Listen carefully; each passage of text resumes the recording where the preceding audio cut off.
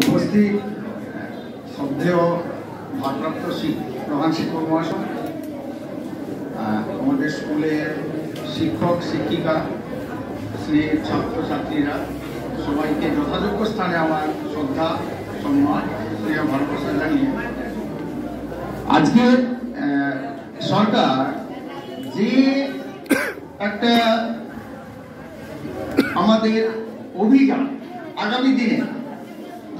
আগামী দিনের একটা সমাজ, সুস্থ সমাজ গড়ে তোলার জন্য,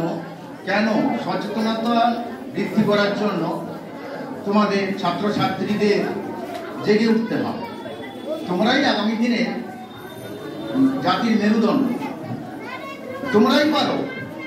একটা সমাজকে সুস্থ স্বাভাবিক ভাবে গড়ে তুলতে।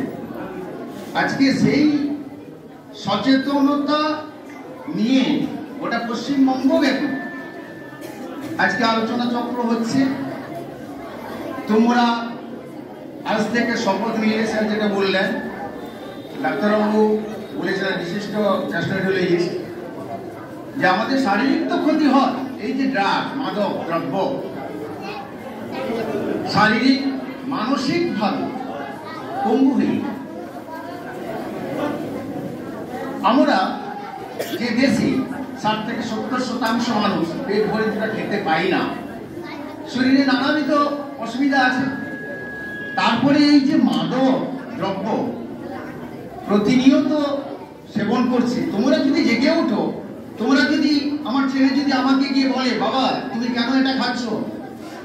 এটা খাওয়াটা শরীরের পক্ষে খারাপ,